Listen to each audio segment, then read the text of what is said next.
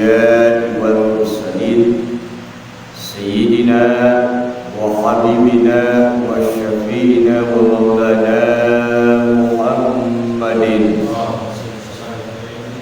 وعلى آله وصحبه أجمعين. سبحانك لا علم لنا إلا ما علمتنا إنك أنت العليم الحكيم. لا حول ولا قوة إلا بالله العلي العظيم. رب اشرح لي صدري ويسر لي أمري واحلل عقدة من لساني يفقهوا قولي. أما بعد. قال المؤلف رحمه الله ونفعنا به وبعلومه في دارنا في الدنيا والآخرة. فصل في بيان ما يجب به الكفارة وما يذكر معها. Pasal dalam menjelaskan hal-hal yang wajib dengan sebab hal tersebut al-kafar, untuk melakukan kafar, dan hal-hal yang disebutkan bersamaan dengan kafar. Wa yajibu ma'al qada'i lis-shaumi al-kafar. Wajib disertai dengan mengkodok puasa, yakni apa yang wajib? Al-kafar, yakni kafar. Kafar itu apa sih? Kafar itu orang atau tebusan, atau dikatakan orang yang melanggar batal puasa karena bersetubuh tok, maka terkena kafar. Ya, di samping dia wajib mengqadha puasa nantinya setelah Ramadan, juga dia harus membayar kafar. Kafar itu apa? Yang namanya kafar itu ya tebusan ya. I'taqu raqabatin mu'minatin. Pertama, membebaskan budak perempuan yang mukminah, yang beriman kepada Allah Subhanahu wa taala. Ya. Bila iwadin salimatin an aibin, di mana budak perempuan tersebut tidak cacat, juga bisa bekerja, yang apabila mendapatkan gaji, gajinya untuk mencukupi kebutuhannya. Cuman sekarang ini masalahnya di kita kagak ada budak, ya kan? Tidak ada budak di kita. Berarti yang kedua, kalau melanggar atau batal puasa Ramadan karena bersetubuh tok, bukan karena yang lain, berarti yang pertama membebaskan budak perempuan yang tidak cacat, yang bisa bekerja, yang gajinya untuk kebutuhan dia sendiri. Tidak ada yang kedua, fa'in ajaz, kalau tidak mampu melakukannya, maka wajib shaumu syahraini mutatabi'ain, wajib puasa 2 bulan berturut-turut. 2 bulan berturut-turut. Wa yanqati'u tatabu'u bil iftar. Apabila di tengah perjalanan puasa batal, maka terputuslah berturut-turut itu. Berat juga rupanya. Nah, ya kan? Illa nahwa haidin, kecuali perempuan ini haid. Kalau haid mah mau nggak mau dapat, karena ini udah kodok takdir dari Allah buat perempuan. Tapi kalau orang laki seumur hidup pasti tidak akan mengalami haid. Kalau mengalami haid segera ke dokter, periksa, jangan-jangan ada yang lain. Ya, bahaya ini. Kelaminnya laki tapi keluar darah haid. Waduh. Tapi insya Allah yang di sini semua aman. Ya, laki tidak pernah mengalami keluar darah haid, insyaallah. Jadi 2 bulan berturut-turut, 1 bulan aja batal seminggu, 2 bulan berturut-turut, masya Allah. Fa'in ajaza, apabila tidak mampu puasa 2 bulan berturut-turut, bagaimana? Wajib it'amu sittina miskinan, wajib memberi makan 60 orang miskin.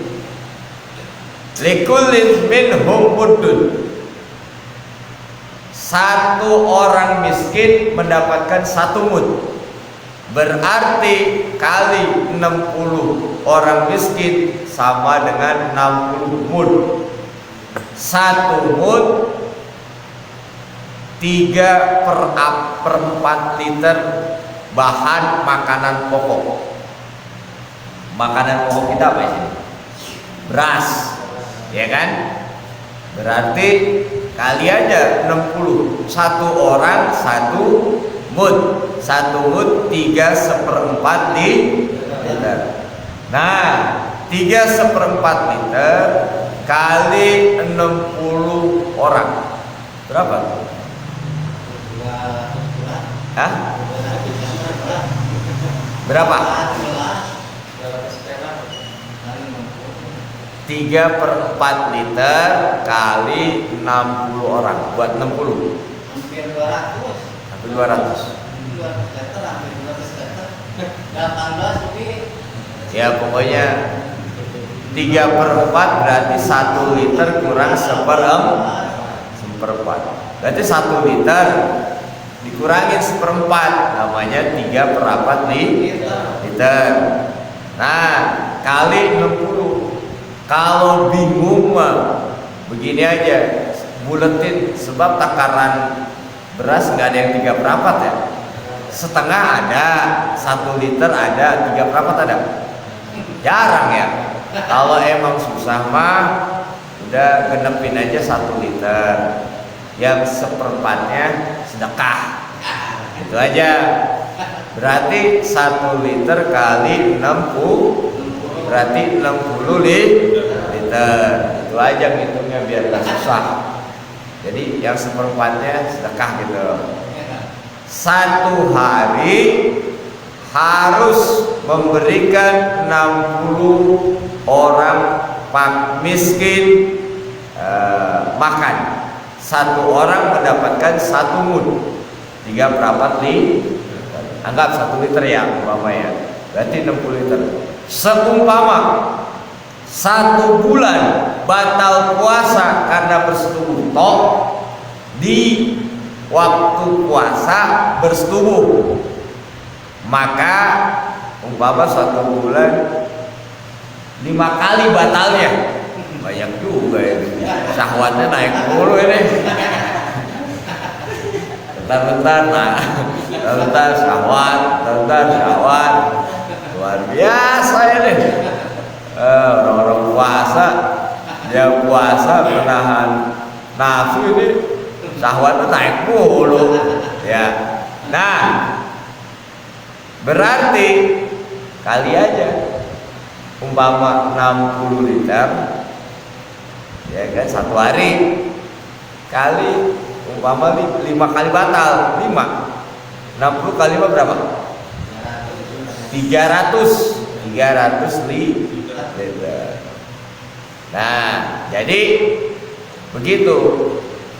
Dia wajib mengkodok puasa selama 5 hari, disertai membayar, memberikan makan kepada fakir miskin sebanyak 300 liter. Gitu aja hitungnya. Jadi kodok mah tetap 5 hari, disertai bayar tebusan dia 300 liter. Seharinya 60 liter. Kalau kita genapkan 1 mud 1 liter, kalau 3/4 bingung hitungnya ya. 3/4 itu kan. Tapi kalau mau ngitung 3/4 ya nggak apa-apa, memang itu hitungannya. Cuman kalau bingung kita ngitungnya 3/4, mungkin kita genapkan 1 liter yang 1/4-nya sedekah dah. Itu aja biar nggak susah. Jadi seperti itu. Ada 3 tingkatan. Pertama, bebasin budak perempuan yang mukminah. Yang kedua, puasa 2 bulan berturut-turut. Bebasin budak, orang nggak ada budak ya sekarang. Berarti yang kedua, puasa berturut-turut 2 bulan. Kagak sanggup juga, pilihan yang ketiga, memberikan makan kepada 60 orang miskin dalam 1 hari. Nah, luar biasa sekali. Jadi walaupun menjadi sebuah tebusan, taruhlah karena melanggar dalam aturan puasa, batal puasa karena bersetubuh. Tapi bagaimanapun rupanya ada ibadah sosialnya, memberikan makan kepada orang lain. Subhanallah, luar biasa. Jadi itu buat ibadah sosial, kepentingan umum. Nah, jadi begitu, kafaroh seperti itu ininya. Dia ada 3 tingkatan ya, kafaroh ada 3 tingkatan. Yang pertama, bebasin budak perempuan yang kalau tidak mampu, tidak bisa, puasa 2 bulan berturut-turut. Jadi setelah Ramadan, kodok dulu jalanin baru. Yang ketiga, baru kalau nggak mampu memberikan makan 60 orang miskin dalam 1 hari. Jadi begitu, ini kafar namanya. Kemudian selanjutnya adalah alaman afsada saumahu fi ramadhana yauman kamilan. Yang terkena kafaroh orang yang membatalkan puasanya, merusak puasanya pada puasa Ramadan. Puasa Ramadan. Dan itu terjadi, persetubuhan terjadi pada saat waktu puasa, mulai subuh sampai maghrib. Habis maghrib gimana? Boleh, tapi takjil dulu. Masa langsung enak. Takjil, takjil apa? Ya, sholat kelar, lain makan nasi yang berat-berat. Ketemu isya, wah sangat mepet loh. Isya dulu, di isya terawih dulu, tadarusan, berarti waktu yang longgar habis tadarusan. Maka disarankan habis tadarusan aja, pada maghrib pepet mentok. Tapi kalau mau ini ya nggak apa-apa, yang penting di luar waktu puasa gitu, nggak apa-apa. Alhamdulillah kita puasa cuma dari subuh sampai maghrib. Coba kalau disuruh sambung lagi sampai ketemu subuh lagi, sebulan penuh kagak ketemu istri, pala keburu. Bayangin aja, pada doyong. Kenapa mas? Puasa. Oh kenapa ya bang? Ngebul banget. Jadi begitu. Ya. Dan batalnya bijima'in tamim, sebab persetubuhan yang sempurna. Kalau batal puasa karena bersetubuh, toh adimin, orang tersebut berdosa. Berdosa. Karena li ajlihi li ajlihi, karena alasannya adalah puasa. Fala kafarata ala man afsadahu bi ghairi jima'in. Tidak terkena kafar bagi siapa orang yang batal puasa selain bersetubuh. Contoh makan. Nah ini nih kita diajarin, kalaupun di siang hari syahwat, tiba-tiba orang siang-siang puasa ini kan goyong pada ya jalan ya, ada tiup angin aja udah libir, ya enggak? Ini jam 1 siang syahwat muncak stadium 10. Gila. Orang paling tinggi stadium 4, stadium 10 langsung. Lihat nenek-nenek kayak Syahrini langsung. Wah, gila. Mau tidak mau harus batal, harus bersetubuh. Ya mah enggak. Cuman kalau tidak mau terkena kafaroh, makan aja dulu. Sehingga batal puasa karena makan, tidak terkena kafaroh. Ini saya kasih solusi. Ya. Karena kan tampang kita kan kagak tahan semua ini. Iya. Nah, solusinya tidak terkena kafaroh, makan dulu atau minum dulu, ya minum dulu. Kemudian ya pokoknya selain bersetubuh gitu, makan, minum, merokok, batal puasa, mau yang batalkan puasa. Nah, ataupun wa min dzalika ma law afsadahu bi jima'in ma ghairi wala kafarata alaihi sawa'un taqaddama dzalika al-ghair ala jima' aw qarana. Jadi makan dulu, minum dulu. Hikmahnya ada tenaga.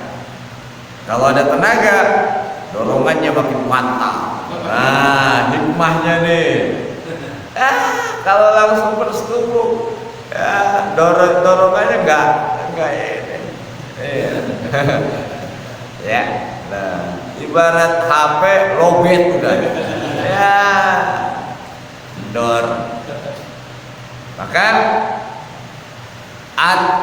makan dulu baru minum, makan minum baru bersetubuh. Makan, minum, telan, kopi, gitu kan? Atau auqarnahu, ataupun bareng. Ngopi sambil subuh. Waduh. Gak apa-apa, ini diajarin sama fikih supaya tidak kena kafaroh. Tapi kalau bersetubuh dulu baru ngopi, kena juga. Karena batalnya bersetubuh baru kopi. Bareng sambil makan, sambil minum bersetubuh. Apa? Nah, ini cara-cara supaya tidak terkena kafaroh. Ini harus mengerti kita ini. Ya, masalahnya bagaimanapun ada konsekuensi kalau kita batal puasa dengan sebab bersetubuh. Makanya ya kalau cuman karena makan, karena minum, selesai Ramadan wajib qada aja. Tapi kalau bersetubuh, qada juga wajib, kafaroh juga wajib. Double ini. Batal puasa kenapa? 5 hari, 5 hari dalam Ramadan. Sebabnya bersetubuh semuanya. Kodoknya wajib. Apalagi kalau misalnya ini yang mampu melakukan puasa 2 bulan berturut-turut, di kodok 5 harinya wajib, puasa 2 bulan berturut-turut wajib sebagai kafaroh. Ya kalau enggak itu memberikan makan 60 orang setiap hari dan 1. Wala kafarata aidon ala man afsadu bi jima'in fi ghairi Ramadan kanadarin wa qada'in. Dan tidak terkena kafarah orang yang batal puasa karena bersetubuh pada selain puasa Ramadan. Contoh puasa nadar. Puasa nadar. Dia lagi membayar nadar puasa kepada Allah. Terus tiba-tiba siang hari lihat nenek-nenek lewat kayak Syahrini, langsung syahwat naik, pulang ke rumah langsung bersetubuh sama bininya. Nah, batal puasa karena bersetubuh, maka tidak terkena kafar karena puasa nadar walaupun itu kedudukannya fardu tapi tidak terkena kafar. Atau selama Ramadan umpama pernah batal puasa, ya nggak banyak sih, nggak banyak, cuma 17 hari. Lumayan juga 17 hari, Masya Allah. Terus selesai Ramadan di bulan lain bayar satu kodok Ramadan, lagi melaksanakan kodok puasa Ramadan, akhirnya pada saat waktu puasanya bersetubuh dengan istrinya, batal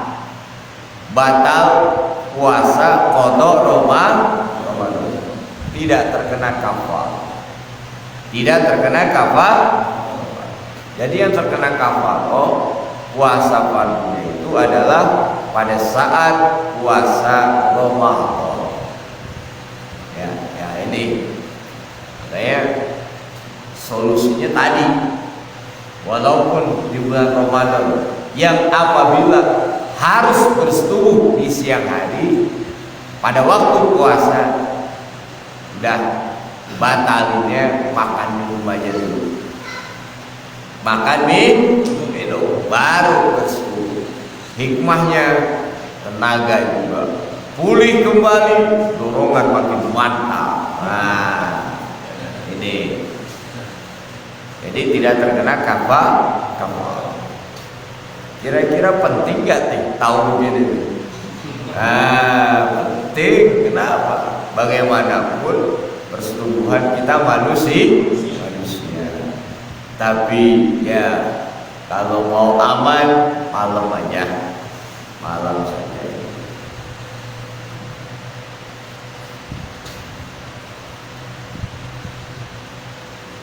Paling kalau malam diberisiin sama orang yang bangun sahur doang dan keliling. Hadirin yang berbahagia yang dimuliakan Allah Subhanahu wa taala. Wala ala musafirin safara qasin yubihul fitr. Dan tidak terkena kafarah orang yang batal puasa karena bersetubuh. Bagi siapa? Bagi musafir. Musafir ini bisa niat rukhsah, mengambil keringanan karena keringanan kan dia boleh batal puasa dengan niat rukhsah.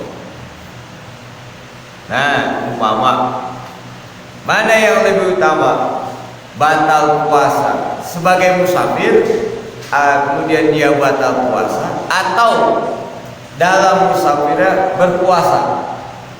Tergantung kondisi.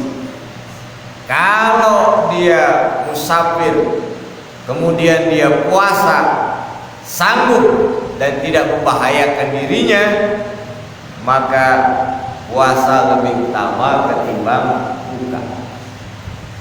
Nah, apabila dalam perjalanannya dia paksakan puasa lalu membahayakan dirinya, maka batal puasa lebih utama. Berarti tinggal kondisi aja. Lihat enaknya badan, ya, lihat enaknya badan.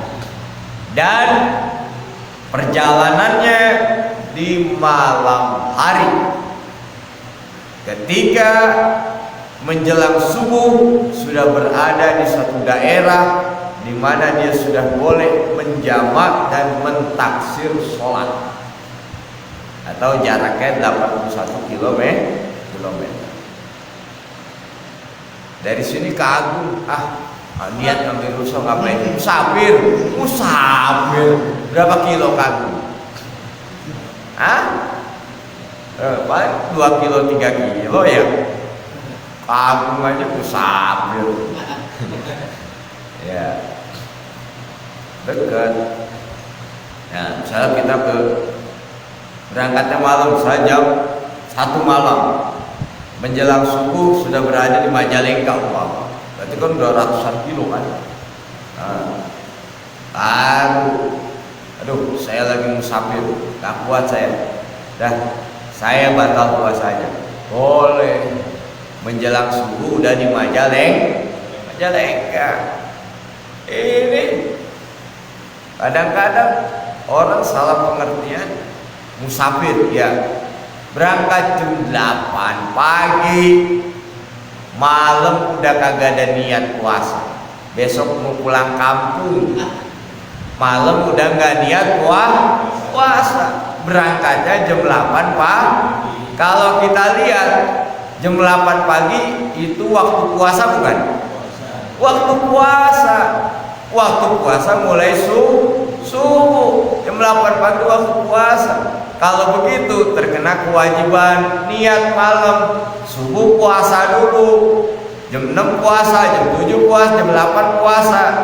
Berangkat atau jam 8, umpama jam 1 ada kepayahan, kesukaran dengan puasanya, payah, lemah, baru boleh batal puasa, tapi bukan rukhsah karena masyaqqah, kepayahan. Nah, yang begitu nggak dosa. Yang dosa bagaimana?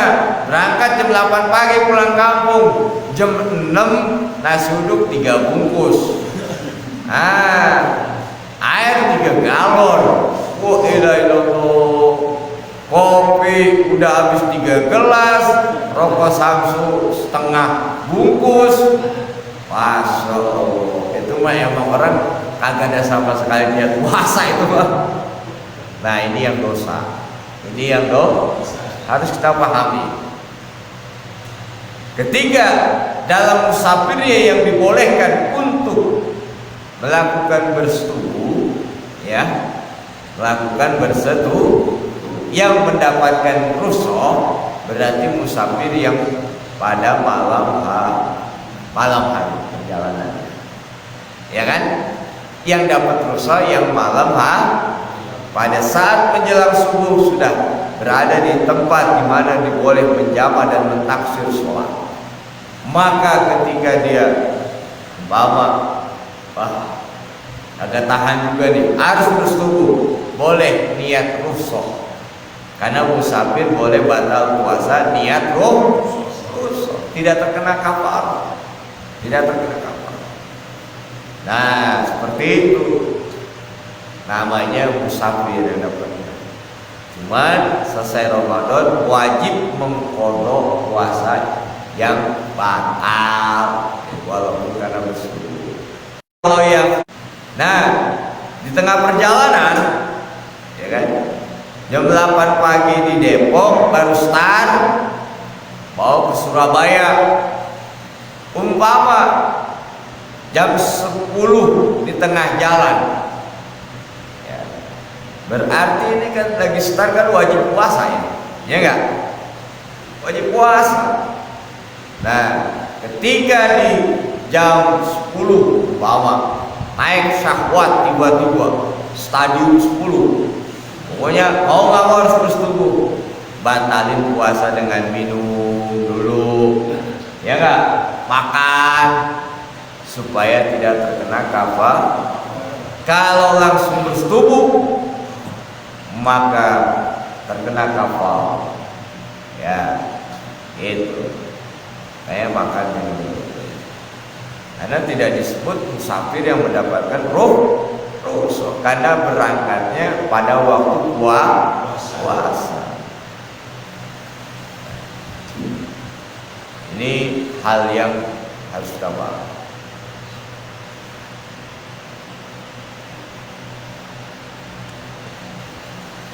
Kemudian aftara bizina, seumpama musafir ini batal puasa, dia berangkat dari malam menjelang subuh, dia sudah di daerah di mana dia boleh menjamak dan bertaksi sholat. Kemudian umpama jam 1 siang bersetubuh, niat ngambil rukhsah, cuman yang disetubuhinnya ini maaf gablay. Oh ilaha illallah. Lah kan berangkat kagak mobil di bang, lah ketemu lubang ya masuk dia.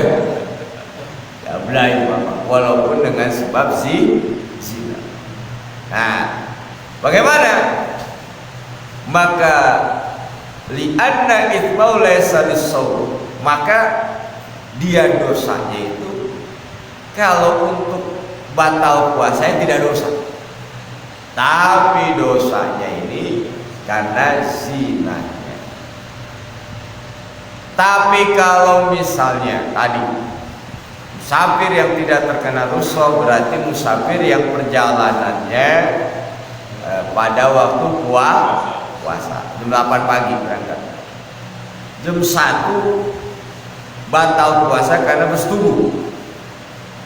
Bersetubuhnya dengan bukan istrinya, zina, berarti dosanya 2, dosa karena batal puasa bersetubuh dan dosa karena zina.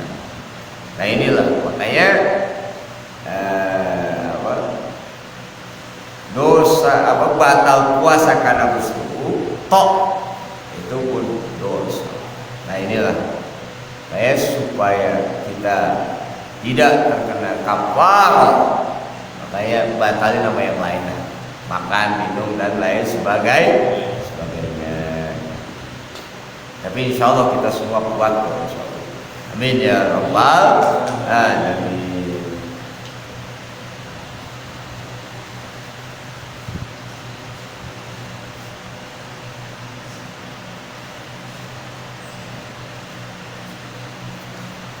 Waqad dzakarahu Ghazali lil ihtiraj anil mar'ati fa innahu la yalzamu al kafarah. Nah, jadi kata Imam Ghazali, ntar kan suami istri yang bersetubuh, yang terkena kafarah ini yang mana? Yang wajib bayar kafarah laki perempuan. Kafarah itu pertama membebaskan ya budak perempuan. Nggak sanggup puasa 2 bulan, nggak sanggup, berarti yang ketiga memberi makan, ya. Berarti ketika dia batal puasa bagaimana?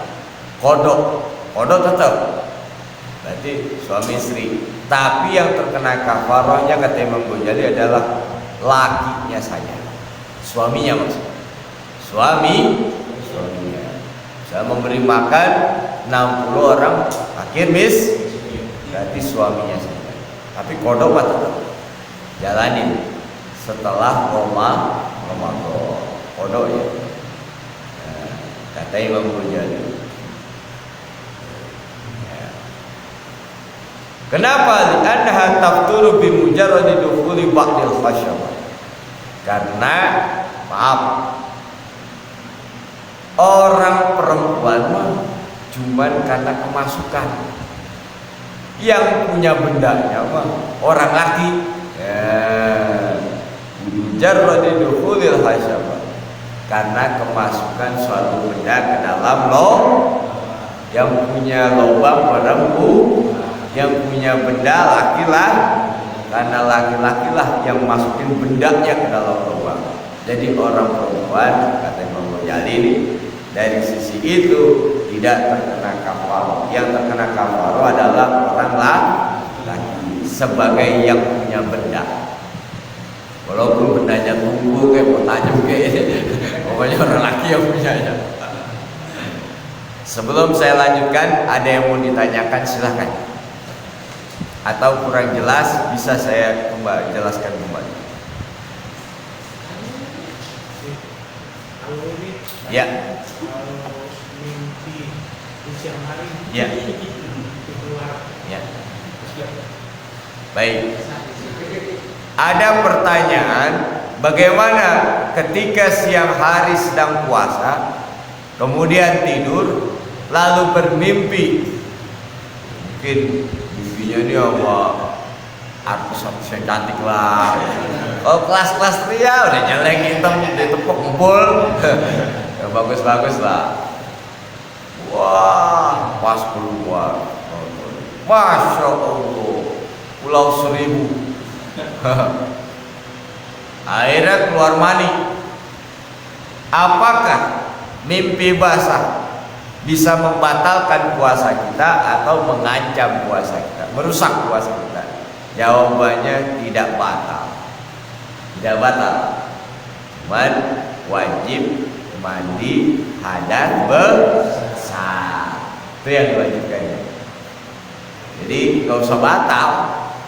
Wah, saya mimpi basah pada waktu puasa. Kalau begitu batal? Tidak. Tidak batal. Terusin puasanya. Yang wajib mandi hadas besar. Ada orang bilang, wah lu bohong ya, bohong batal puasa. Tidak batal puasa. Bohong tidak membatalkan puasa, karena di antara yang membatalkan puasa masukkan suatu benda ke dalam lubang. Kayak kita makan, lubangnya sendiri kan, minum, masukkan setelah berlebihan, ataupun apa nih? Korek kuping. Pakai apa? Cotton bud nggak ada, colokan aqua tuh. Gitu itu. Karena itu benda masuk ke dalam lubang. Ataupun kemarin cebok, ya kan? Cebok, apabila ketika cebok memasukkan walaupun yang masuk ujung jari ke dalam lubang pantat. Oh, cuma ini doang, ujungnya doang. Karena ini dianggap benda. Nah, disitulah. Tapi kalau bohong tidak batal. Cuman pahala puasanya yang mures, kata kita mah, tidak dapat pahala puasa. Kamin shaimin laisa lahu min syiyami illa al-jum'ah. Banyak orang yang puasa cuma dapat haus dan lapar, tapi tidak dapat pahala puasa. Rupanya puasanya mah puasa, bohong jalan terus, maksudnya begitu. Ini Ustaz, jualan bisa jualan mana? Gak apa-apa, dagang mah gak apa-apa. Yang penting kalau yang merusak puasanya sambil dagang, sambil puasa makan. Enggak, saya bisa jualan kadang-kadang bisa. Iya gak apa-apa. Cuman gini, ayo ibu enak nih saya jajalin nih. Nah itu batal karena kita mengkonsumsi makanan. Gak apa-apa.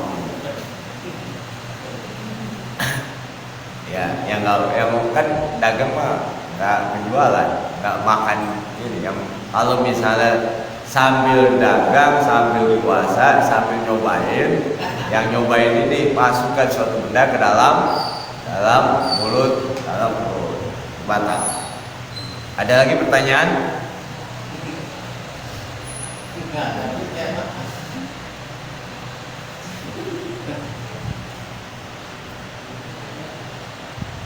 Beda. Saya lanjutkan. Wal hasilu anna syuruta wujubil kafar. Kesimpulannya bahwa syarat-syarat wajib kafar itu ada 11. Pertama, al-wati, orang yang menyetubuhi tadi. Jadi kata Imam Ghazali orang laki.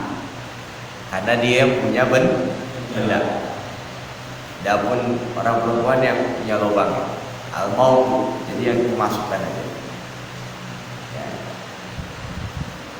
Yang kedua, watun mufsidun, persetubuhan yang merusak, yakni apabila dilakukan bi ayyakuna min amidin, emang sengaja bersetubuh, sengaja,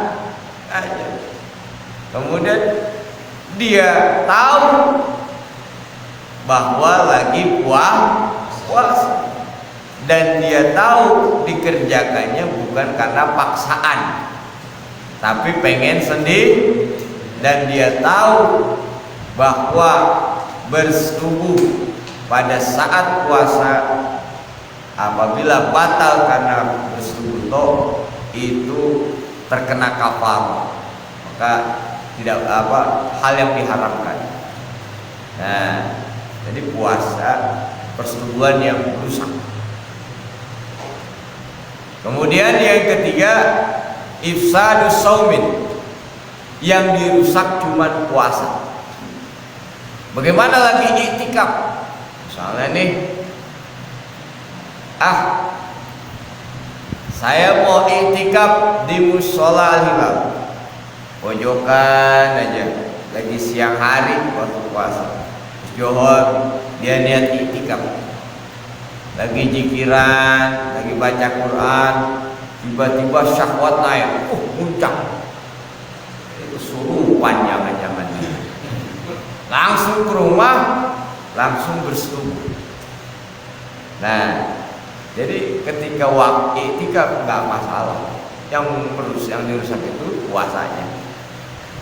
Atau lagi sholat Johor 4 rakaat baru 2 rakaat, tiba-tiba syahwat naik, wah batalin, langsung setubuh dulu, tidak terkena kafaroh. Kalau pokoknya selain puasa tidak terkena kafaroh, yang terkena kafaroh hanya puasa Ramadan.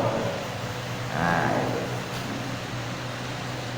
Yang keempat, ayub sida sauma nafsi, yang dirusak ini merusak puasa dirinya sendiri.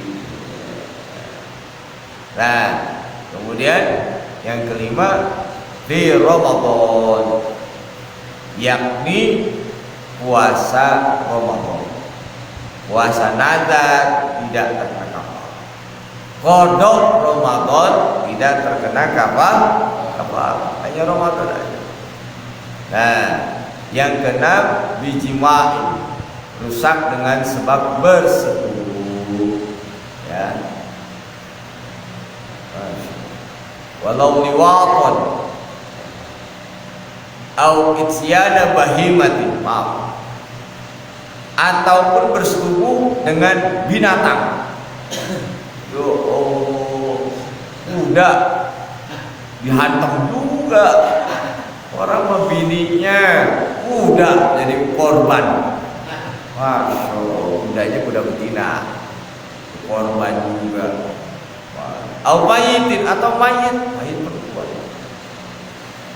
Masya Allah, ya itu mah inilah ya. Wa illam yazal, sekalipun tidak keluar mani. Yang ketujuh, athiman, orang tersebut sebagai orang yang berdosa karena bersetubuh, ya, rusak puasa.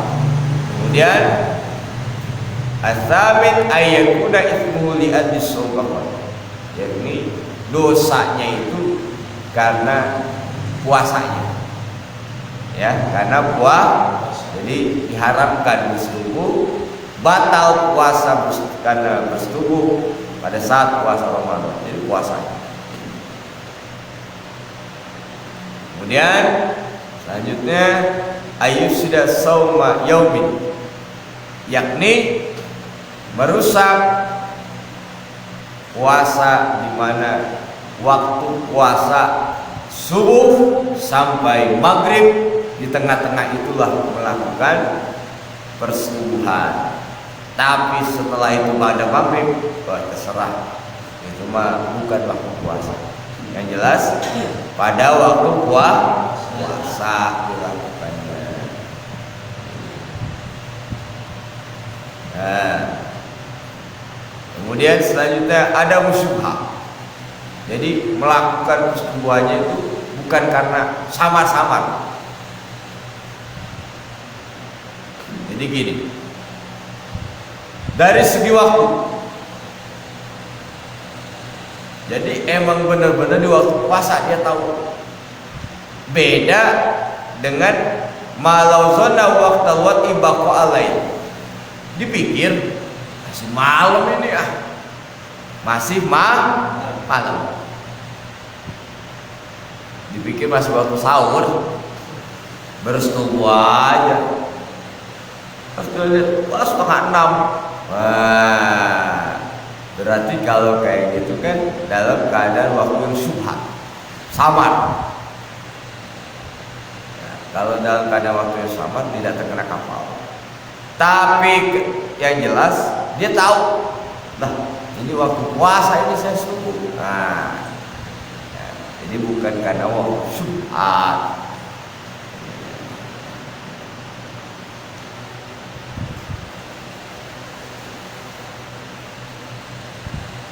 Yang ke-11 adalah qaulul wati yaqinan fi Ramadan. Adanya persetubuhan terjadi pada bulan Ramadan, bukan bulan yang lain. Bukan pada puasa di bulan yang lain. Inilah 11 syarat wajibnya kafar. Ya, seperti itu. Kalau di luar itu berarti tidak terkena kafar. Barangkali ada yang mau ditanyakan sekarang? Ya. Tapi saya pertanyaannya beda. Nggak apa-apa. Bukan yang dibahas sekarang. Misalnya kita dapat amalan dari YouTube, ya kan? Terus kita pergunain, kan katanya kalau kita punya guru, berarti sama aja kita berguru dengan setan.